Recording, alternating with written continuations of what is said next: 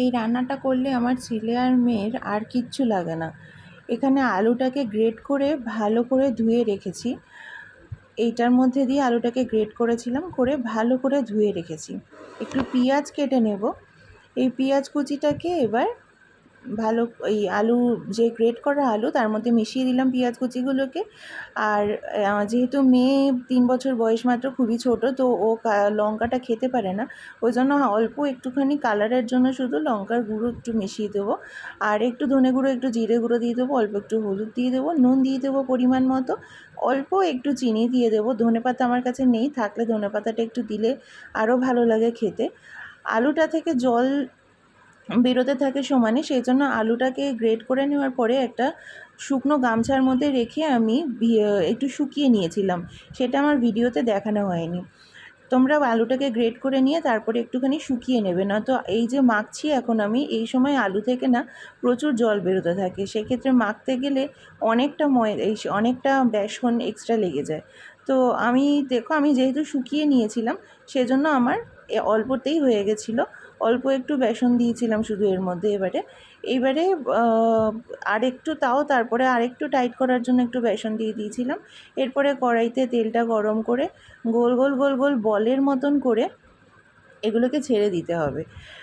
এগুলো খেতে খুবই টেস্টি হয়, ভেতরটায় আলুর টেস্টটা পাওয়া যায়, তো খুবই ভালো লাগে। কিন্তু খুব কম, মানে মিডিয়াম ফ্লেমে এটাকে ভাজতে হবে, নয়তো ভেতরের আলুগুলো কাঁচা থেকে গেলে একদম ভালো লাগে না খেতে।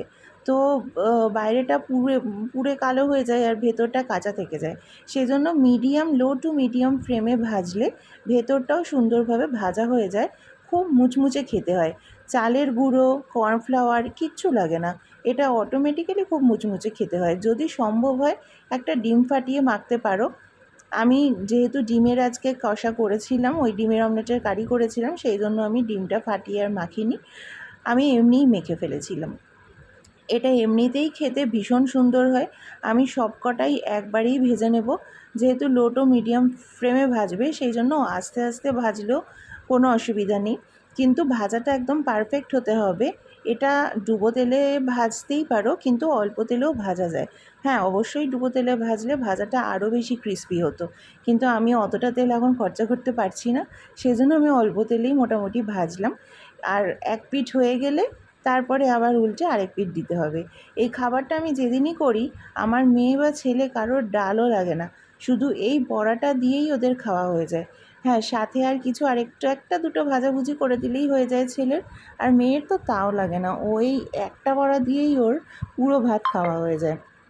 ওর ভাত খাওয়ার আর এই পাতেই একটা বড়া শুধু লাগে, ব্যাস ও নিজে নিজে পুরো ভাত শেষ করে দেয়। অন্য সময় না, অন্য কিছু হলে বড্ড বায়নাক্কা করে, এটা খাবো না, ওটা খাবো না, এই করতে থাকে। এই বড়াটা যদি একবার পাতে পায় না, তাহলে আর কোনো বায়না করে না, দিব্যি সুন্দর খেয়ে নেয়। এইটা দেখো, এক পিঠটা ওই লো টু মিডিয়াম ফ্লেমে রেখে ভাজা হয়ে গেছিলো, ওই জন্য আমি আস্তে আস্তে উল্টে দিলাম, আরেক পিঠটা ভাজতে শুরু করলাম। সেটাও ওই লো টু মিডিয়াম ফ্লেমে রেখেই ভাজতে হবে, তাহলে তোমার ভাজাটা একদম পারফেক্ট হবে এবং অনেকটা ক্রিস্পিও থাকবে। উইদাউট এনি কর্নফ্লাওয়ার এটা খুব ক্রিস্পি হবে। এটা তোমরা সবাই অবশ্যই বাড়িতে তৈরি করে দেখো। আমি ভাতের সাথে খেয়েছিলাম, এটা ইভিনিং স্ন্যাক্স হিসেবেও খুব সুন্দর হবে, চায়ের সাথে খেতে পারো, যে কোনো টাইমে ইচ্ছা হলে একটু বানিয়ে নিয়ে এটা খেতেই পারো, কোনো অসুবিধা নেই। এখানে আমরা খেতে বসে গেছি। এই যে ছেলের পাতে বড়া আর কটা বড়ি ভাজা দিয়েছিলাম, ছেলে খেয়ে এখন আমাকে ফিডব্যাক দিল খুব ভালো হয়েছে, এটা দিয়ে খেলে ওর আর কিছু লাগে না। আর মেয়ে দেখো, মেয়ে ভাত কম খাবে আর এই বড়াটা বেশি খাবে, তাড়াতাড়ি করে এই বড়াগুলোকে শেষ করে নেবে।